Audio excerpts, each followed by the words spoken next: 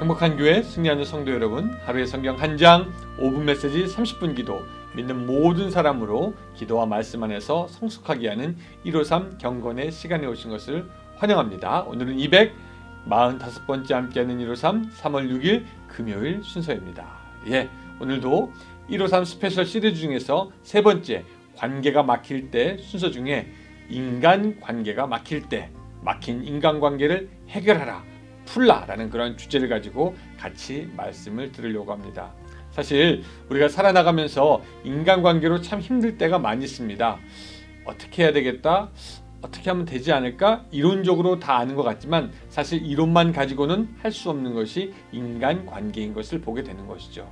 어제 많은 은혜 주셨던 김시현 목사님이 오늘 이 시간에 인간관계에 대해서 막힌 것을 어떻게 풀까에 대한 좋은 나눔이 있을 텐데, 여러분 은혜 받으시고 도전 받으시고 이 시간을 통해 귀한 삶의 지혜를 얻어가는 시간이 되시기를 바랍니다. 찬양하겠습니다.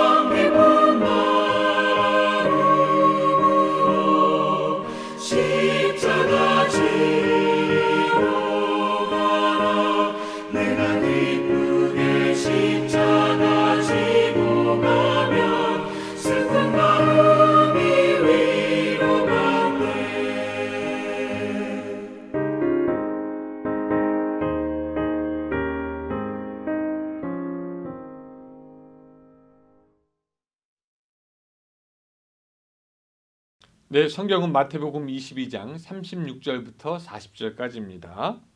마태복음 22장 36절부터 40절까지. 자, 제가 읽겠습니다. 36절부터입니다.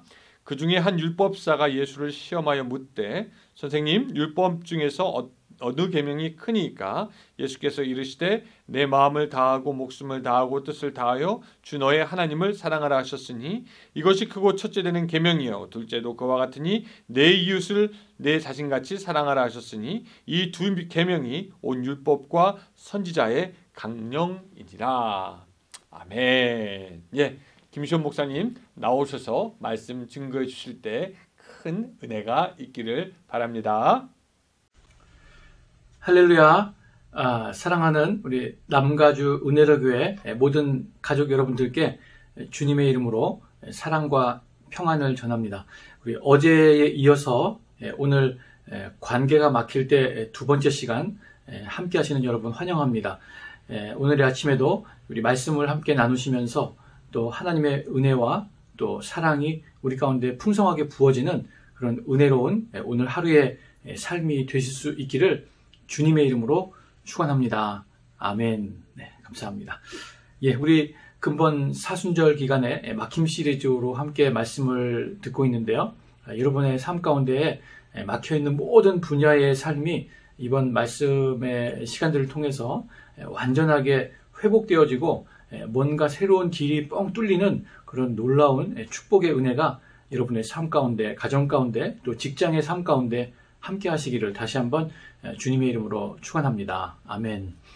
네, 우리 어제 말씀을 들으시고 굉장히 은혜롭고 너무나 좋았다라고 하는 그런 말씀이 아직까지 한 분도 제가 듣지 못했지만은 또 계속해서 말씀을 오늘 전함으로 오늘 특별히 이 관계의 막힘에 새로운 돌파구가 마련되는 그런 시간이 될 것으로 기대하면서 오늘 말씀을 또 이어서 함께 전하겠습니다.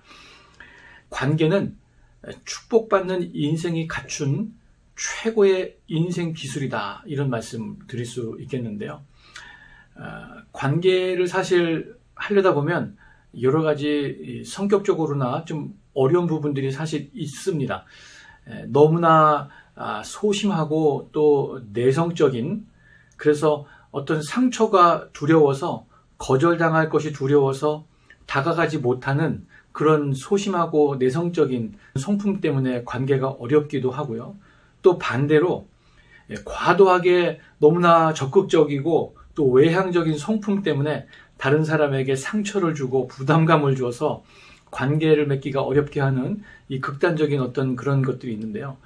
사실 저 개인적인 성격은 좀 의외로 굉장히 소심하고 아주 내성적인 그런 성격의 소유자입니다.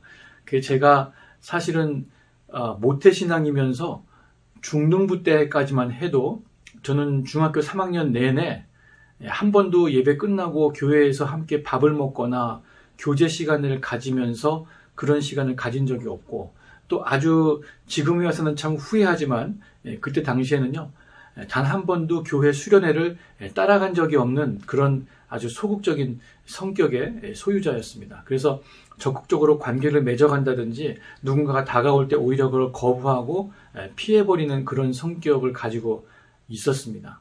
그랬던 제가 하나님을 알게 되고 예수님을 믿게 되면서 이 새롭게 관계에 대해서 눈을 뜨게 되고 또 관계의 축복을 어느 정도 경험하는 그런 삶을 살게 되었는데요. 어제 말씀드린 것과 같이 하나님은 그 자신이 관계적으로 존재하시는 분이시다, 이런 말씀을 드렸는데요. 성부, 성자, 성령 이 삼위일체의 하나님이 온전히 하나로 지내시기 때문에 우리가 하나님의 자녀로 살아갈 때에 우리는 관계적으로 존재하시는 하나님의 모습을 닮아서 우리도 관계를 잘하는 그런 사람이 될 수 있다, 이렇게 말씀드렸는데요. 영적인 성숙은 관계를 잘 맺는 것으로 그 결실을 나타낸다, 이렇게 말씀드릴 수가 있겠습니다. 그래서 영적으로 성숙한 사람은 누구든지 예외 없이 하나님과 그리고 이웃과 또 세상과의 관계를 아주 건강하게, 건전하게, 바르게 잘 맺는 사람이다, 이렇게 말해도 절대로 틀리지 않는 말씀이 된다는 것이죠. 거꾸로도 있죠. 영적으로 성숙하다라고 말하면서 온갖 관계에서는 어려움과 또 트러블을 일으키고 관계의 어려움을 초래한다면 그것이 진정으로 영적으로 성숙한가는 한번 좀 점검이 필요하다, 이렇게 말씀드릴 수가 있겠습니다. 자, 그래서 예수 잘 믿는다는 것은 세 가지 분야에서의 바른 관계다. 하나님과의 바른 관계, 어제 말씀을 드렸고요. 오늘은 이웃과의 바른 관계에 대해서 말씀을 드리겠습니다. 그리고 마지막 세상과의 바른 관계는 내년도 사순절에 불러주시면 다시 말씀을 전하도록 그렇게 하겠습니다. 자, 오늘 이제 본론으로 들어가면요. 하나님과의 사랑의 관계와 이웃들과의 사랑의 관계의 비중은 똑같습니다. 이게 오늘의 주제가 되겠습니다. 하나님과의 사랑의 관계의 비중과 이웃들과 맺는 사랑의 관계의 비중이 어느 것이 더 중요하다라고 말할 수 없이 굉장히 똑같은 비중으로 하나님께서는 요청하신다. 이런 말씀이 되겠는데요. 자, 이웃들과의 사랑의 관계가 얼마나 중요한지 또 어떻게 그것을 풀어가고 맺어가야 되는지를 한번 같이 살펴보겠습니다. 자, 첫 번째는요. 하나님은 사랑하지만 예수 믿는 사람은 사양합니다. 여러분, 이런 어색한 문장을 아마 한 번쯤은 들어보셨을 겁니다. 하나님은 사랑하지만 예수 믿는 사람에게는 질렸습니다. 이렇게 말하는 분들 많이 있죠. 또 어쩌면 나 자신도 그렇게 말한 적이 있을지 모르겠어요. 그런데 하나님은요, 하나님 사랑하는 관계와 이웃 사랑하는 관계가 똑같은 비중, 똑같은 정도로 유지될 때만이 진정으로 하나님을 사랑한다라고 말할 수 있다. 이렇게 말씀하시는데요. 자, 오늘 요한일서 4장 20절 말씀 같이 한번 보시면서 어떻게 그러한가 같이 한번 살펴보겠습니다. 시작. 누구든지 하나님을 사랑하노라 하고 그 형제를 미워하면 이는 거짓말하는 자니 보는 바 그 형제를 사랑하지 아니하는 자는 보지 못하는 바 하나님을 사랑할 수 없느니라. 아멘. 조금 이해는 되면서도 아주 부담되는 그런 말씀이라고 생각합니다. 보이지 않는 하나님을 사랑한다고 말하면서 눈에 보이는 이 형제와 자매를 사랑하지 못한다면 그거는 하나님을 온전히 사랑한다라고 말하는 거는 좀 불가능하다. 이런 말씀. 그거는 여기 오늘 굉장히 극단적으로 표현하시기를 그거는 거짓말하는 사람이다. 이렇게 말씀을 했습니다. 정작 내 눈앞에 보이는 이웃조차 진정으로 사랑하지 못하면서 어떻게 눈에 보이지도 않는 하나님을 사랑한다고 말하냐? 그거는 어불성설이다. 이런 말씀이 되겠습니다. 우리가 교회 생활이든 또 이웃과의 모든 관계에서의 생활이든 간에 이웃 사랑의 관계에서 문제가 있다면 그것은 하나님과의 사랑의 관계에도 문제가 있음을 드러내는 것이다. 이렇게 말씀드릴 수가 있습니다. 좀 심각하죠? 내가 하나님을 사랑하고 하나님과의 관계가 좋다라고 말하지만 정작 이웃과의 관계에 있어서 어려움과 불편함과 또 단절됨과 이런 여러 가지 문제를 안고 있다면 하나님과의 사랑의 관계조차도 온전하다고 절대 말할 수 없다라는 것입니다. 그것은 하나이고 연결된 것이기 때문에 그것을 별개로 생각할 수 없다는 겁니다. 그래서 아까 처음 읽은 그 문장은 성립이 안 되는 겁니다. 하나님은 사랑하지만 예수 믿는 사람은 사양합니다. 이거는 안 되는 거죠. 그래서 우리가 진정으로 하나님을 사랑하고 있다면 하나님은 반드시 그 이웃과의 불편한 관계를 지적하실 것이고 그 관계를 회복하지 않으면 하나님과의 관계도 온전한 관계가 되지 않을 것이다. 이게 오늘 첫 번째 다루는 주제의 말씀이 되겠습니다. 자, 두 번째는요. 이웃 사랑의 관계에서도 죄가 끼어들지 못하게 해야 합니다. 우리 어제 말씀 나눈 거는요. 하나님과 나와의 관계에 있어서 죄가 끼어들어서 하나님의 눈을 가리워서 우리를 보지 못하게 하는 것이 바로 죄다 그랬는데요. 사실 나와 이웃, 나와 다른 사람의 관계에 있어서도 죄가 끼어들게 되면요. 그 관계가 온전하게 되지 못하기 때문에 이웃 사랑의 관계에 있어서도 죄가 끼어들지 못하도록 해야 되는 것. 이거 굉장히 중요한 말씀이죠. 자, 야고보서 1장 8절에 이런 말씀을 하고 있습니다. 같이 한번 읽겠습니다. 시작. 그러므로 너희 죄를 서로 고백하며 병이 낫기를 위하여 서로 기도하라. 아멘. 그랬습니다. 그러므로 너희 죄를 서로 고백하며 그랬어요. 나의 실수와 허물과 잘못과 부족함들을 서로가 나누고 오픈하고 그것을 위해서 함께 손을 붙들고 기도할 수 있는 관계, 좀 어렵게 생각하지만요. 어색할 수 있지만요. 그런 것까지 가능한 관계가 되어야 진정으로 사랑하는 관계가 될 수 있다라는 것이죠. 우리의 인간관계 가운데 서로에게 숨기는 것, 또 말하지 못한 어떤 그런 죄악들이 자꾸 발생할 때 그 관계는 금이 가기 시작하고 온전한 사랑의 관계를 이루는데 상당한 문제가 있는 것이 맞다는 것이죠. 자, 그래서 이웃 사랑의 관계에 있어서도 죄가 절대로 끼어들지 못하도록 우리는 주의해야 하고요. 그것에 죄가 끼어들었다면 그 죄를 서로 고백하면서 용서하면서 하나님께 함께 기도할 수 있는 그런 관계로 만들어 나아갈 때 그 막혀진 관계에 새로운 물꼬가 트일 수 있게 되는 것이다 라는 말씀이 되겠습니다. 그리고 마지막 세 번째는요. 예수님의 방식으로 이웃과의 사랑의 관계를 세워가야 한다는 것입니다. 우리가 서로 사랑하지만 샘플, 어떤 사랑의 모습과 표본을 보고 우리가 따라할 것인가? 조금 그 기준이 높지만 어떤 수준이냐면 예수님께서 우리를 사랑하신 그런 방식과 그런 샘플을 본받아서 우리는 이웃과의 사랑의 관계를 만들어 가야 한다. 이게 바로 예수님의 말씀인데요. 자, 요한복음 13장 34절 말씀 같이 한번 읽겠습니다. 시작. 새 계명을 너희에게 주노니 서로 사랑하라. 어떻게? 내가 너희를 사랑한 것 같이 너희도 서로 사랑하라. 아멘. 네. 이 말씀은 굉장히 아름다운 너무 은혜스러운 말씀인데 정말 이 말씀을 하나하나 뜯어서 생각하다 보면요.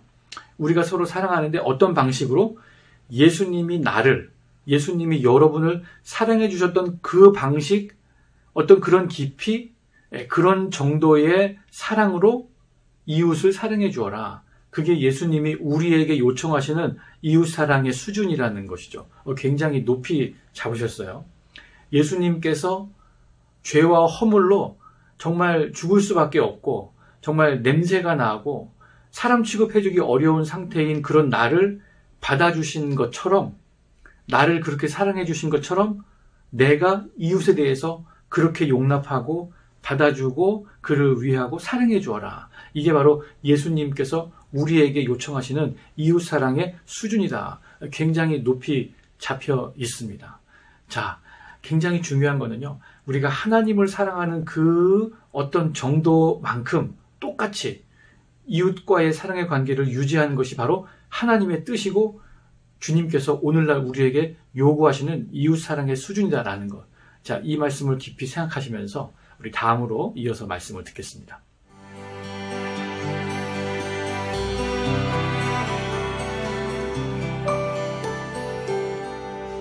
네, 이제 이웃과의 사랑의 관계의 마지막 부분 말씀 함께 나누고 이제 말씀을 마치도록 하겠습니다. 하나님과의 사랑의 관계의 비중만큼 이웃과의 사랑의 관계의 비중이 똑같이 중요하다. 이제 이런 말씀 드렸는데요. 어쩌면 우리는 보이지 않는 그냥 일방적인 것 같은 하나님을 사랑하는 거는 굉장히 좀 쉽게 느껴지는데 오히려 이웃과의 사랑의 관계를 하는 것이 저는 더 어렵습니다. 이렇게 말할 수 있는 것, 그것이 우리의 어쩌면 솔직한 고백일지도 모르겠습니다.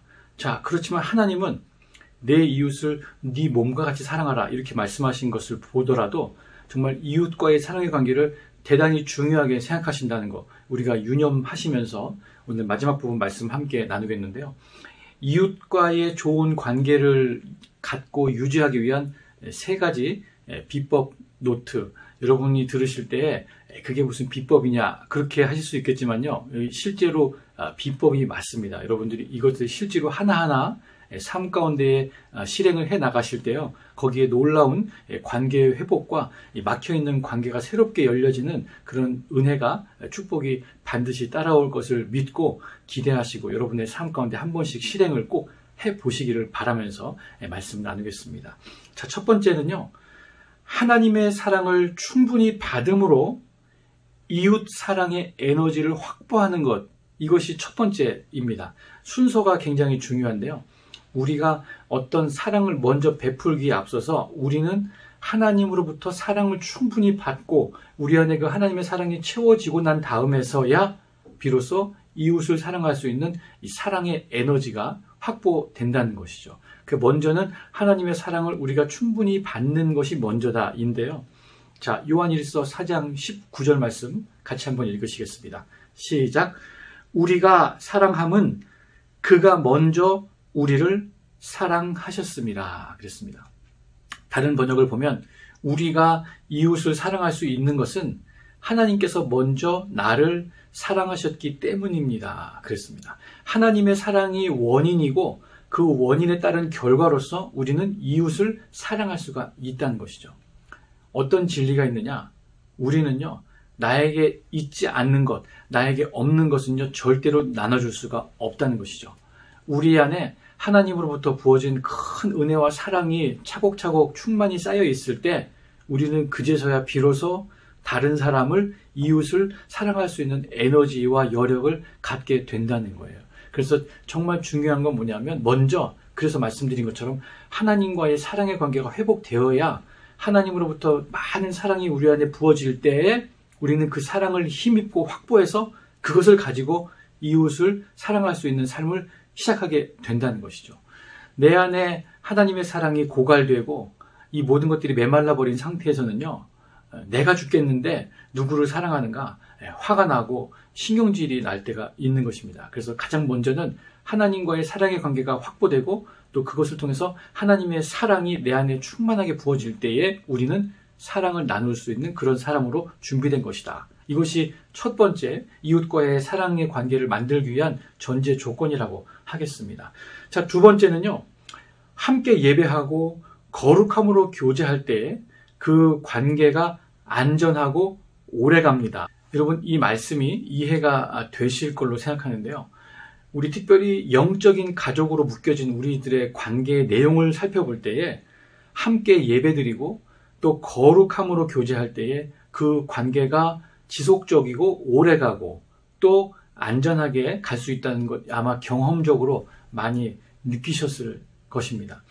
자, 에베소서 5장 19절 말씀을 같이 한번 읽겠습니다. 시작. 시와 찬송과 신령한 노래들로 서로 화답하며 너희의 마음으로 주께 노래하며 찬송하며. 아멘.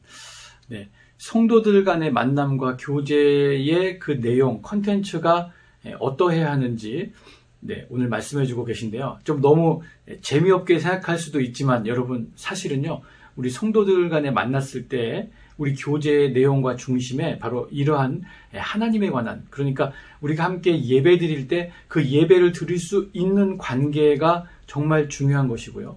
또 우리가 예배가 아니더라도 어떤 사석이나 어느 곳에서 만날 때, 말하자면 교회에서 교제하는 것뿐만 아니라 교회 바깥에 있는 어느 식당이라든지 어느 다른 장소에서 우리가 만나서 교제할 때에도 여전히 우리 만남의 내용과 컨텐츠는 바로 이런 것, 시와 찬송과 신령한 노래들, 하나님에 관한 이야기, 하나님으로부터 받은 은혜, 이런 것들이 우리 삶에 무궁무진하게 고백되고 간증할 수 있는 그런 관계가 될 때 어쩌면 너무 재미없지 않나. 그런데 그게 아니고요.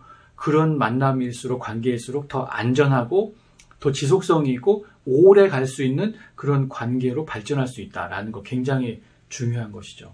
자, 그래서 우리가 혹시라도요, 바깥에서 우리가 교인들끼리 교제한다 그럴 때는요, 여러 가지를 많이 고려해야 합니다. 그래서 사실은 장소도 중요하죠. 어느 장소에서 우리가 모여 있는가, 그 장소가 말해주는 어떤 성격이 있기 때문에 조심해야 될 그런 장소도 있는 것이고, 또 함께 나누는 음식, 여러분 어떤 것인지 아시죠? 예. 음식도 굉장히 조심해서 드셔야 되고, 또 어떤 것들은 이걸 먹음으로 인해서 좀 덕스럽지 않은 그런 경우도 있는 것이고, 또 서로 나누는 대화의 내용도 많은 사람들에게 귀에 들려지기 때문에 우리 성도들 간의 교제, 우리 함께 믿는 자들 간의 사랑의 관계를 더 성숙하고 또 오랫동안 유지하기 위해서는 이런 것, 함께 예배하고 거룩함으로 교제할 수 있는 그런 것들이 확보될 때 우리는 더 지속적으로 오래가는 만남을 이어갈 수 있다라는 것이 두 번째 방법, 비법이 되겠습니다. 그리고 마지막 세 번째는요, 구체적인 삶의 나눔이 있을 때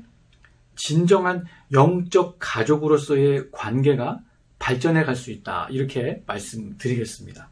유명한 말씀인데요, 사도행전 2장 44절과 45절 말씀, 우리 초대교회의 모습을 묘사한 것인데 같이 한번 읽겠습니다. 시작.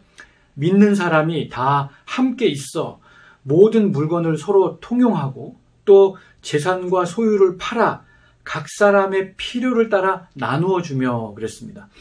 와, 저는 이 말씀을 읽을 때마다 이것이 과연 오늘날의 시대에 사실로 이루어진다면 이거 얼마나 대단한 공동체, 정말 엄청난 그런 신뢰와 사랑의 관계를 말하는 것인가 생각하게 되는데요. 사실 우리가 가족들 간의 관계라고 하면요, 여기에 나와 있는 이 모든 것들이 하나도 이상할 것이 없는 내용들입니다.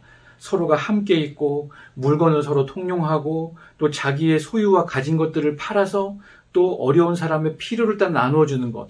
우리가 가족들이라면요, 얼마든지 하고 있는 이 행위인데, 이것을 좀 확장해서 교회 공동체, 우리가 믿음 안에서 사랑하는 그 이웃과의 관계 가운데서 이런 것들이 실제로 이루어지게 한다면 그것이야말로 진정한 믿음의 가정, 더 확장된 이 교회 공동체의 어떤 그런 모습을 만드는 것이다 라고 말씀드릴 수가 있겠습니다.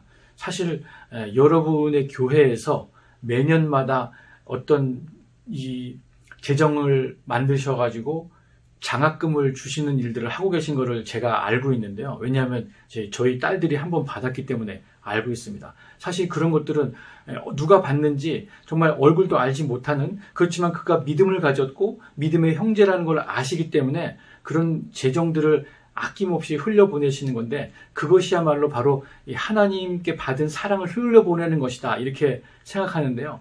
여기 오늘 말씀에 있는 것처럼 구체적인 삶의 나눔이 있을 때 어떤 말로써 그냥 그런 것으로 끝나는 것이 아니라 실제로 우리의 가진 것, 우리의 지갑을 열고 우리가 가진 소유를 풀어냄으로 말미암아 삶을 나누고 공유하는 것이 있을 때 거기에 진정한 영적인 가족의 어떤 사랑의 공동체의 모습을 이루게 되는 것이다. 좀 더 나아가서 말한다면요, 우리가 가지고 있는 것을 아무리 나누고 내놓아도 마음속에 아깝다는 마음이 들지 않는 그런 공동체 말이죠. 그게 진정으로 사랑의 공동체고 사랑의 관계고 하나님이 내려다보시면서 마음을 흐뭇하게 가지실 수 있는 그런 좋은 공동체의 모습이다, 이렇게 말씀드릴 수가 있겠습니다. 자, 오늘 말씀의 결론인데요, 하나님과의 사랑의 관계, 그리고 이웃과의 사랑의 관계야말로 인생 최고의 축복이다 라고 하는 것 여러분 꼭 믿으시고, 여러분의 삶에 있어서 어떤 그 관계에 막힘이 있으시다면 첫 번째, 하나님과의 관계를 뚫어내시고 또 그것을 통해서 이웃과의 관계를 회복하고 또 이어가실 수 있는 그런 이 관계의 달인들로서 이 관계를 통하여 하나님의 놀라운 축복을 경험하는 그런 인생을 살아가게 되시기를 주님의 이름으로 축복합니다. 자, 막혀있는 관계가 다시금 연결되고 또 더 강하게 결속됨을 통해서 예수 믿음의 최고의 축복, 그것은 관계의 축복이라고 말씀드릴 수 있는데요. 그런 관계의 축복을 매 순간마다 누리며 살아가시는 저와 여러분의 삶이 될 수 있기를 바랍니다. 이 관계를 통해서 우리 인생의 삶의 지경이 넓어지고 또 관계를 통해서 하나님의 축복이 흘러 들어오기 때문에 여러분과 저의 삶 가운데에 그 어떤 분야라도 관계에 있어서 막힘이 있다면 오늘 이 말씀을 통해서 여러분의 삶 가운데 막힌 지점을 발견하시고 그 막혀진 지점에 하나님의 은혜를 부어달라고 기도하셔서 모든 막혀진 관계가 새롭게 활짝 뚫리는 그런 놀라운 역사와 그런 은혜가 여러분의 삶 가운데 구체적으로 체험되시는 그런 시간들이 있게 되기를 원합니다. 오늘 이 한 구절의 말씀을 읽어드리고 말씀 마치려고 합니다. 요한복음 13장 55절 말씀 함께 읽고 마치겠습니다. 시작. 너희가 서로 사랑하면 이로써 모든 사람이 너희가 내 제자인 줄 알리라. 아멘. 하나님 아버지 감사합니다. 어제와 오늘 이틀 동안 관계가 막힐 때 하나님과의 관계를 회복하고 이웃과의 사랑의 관계를 회복해서 하나님께서 주시는 놀라운 축복된 삶을 날마다의 삶 가운데 누리며 살아가는 인생이 될 것을 함께 말씀을 나누고 기도하였습니다. 하나님, 저희들의 삶 가운데에 그 어떤 영역이라도 막혀있는 관계가 있다면 오늘 이 시간 그 지점을 발견케 하여 주시고 그곳에 하나님의 은혜와 사랑을 부어주셔서 모든 막혀진 관계가 다시 이어지고 새롭게 회복되는 놀라운 은혜와 역사를 경험하게 하여 주시옵소서. 존재 자체가 관계적이신 하나님의 자녀로 예수 잘 믿는 삶은 하나님과의 관계, 이웃과의 관계, 세상과의 바른 관계를 통해서 얻어지는 놀라운 축복된 삶이라고 하셨사오니 하나님, 우리 남가주 은혜로교회 모든 성도님들의 가정의 삶 가운데 관계가 열려지게 해주시고 막혀진 관계가 회복되는 놀라운 역사와 은혜가 날마다의 삶 속에서 구체적으로 경험될 수 있도록 은혜와 축복으로 함께하여 주시옵소서. 하나님께서 함께하시고 축복하여 주실 것을 믿고 감사드리며 이 모든 말씀을 우리 주 예수님의 이름으로 간절히 기도하옵나이다. 아멘. 네, 말씀 증거해 주신 목사님께 감사드립니다. 오늘 이 시간에 여러분도 결단했으면 좋겠습니다. 아직도 해결하지 못한 캐캐묵은 원한과 혹은 미움과 증오가 있다면 하나님, 이거 털어버리고 이제 관계의 축복을 나도 누리게 하여 주시옵소서. 그렇게 기도하며 하나님께 나아가는 시간이 되시기를 바랍니다. 오늘 하루도 그래서 모든 막힌 것을 뚫어가는 시간 되길 바랍니다. 감사합니다.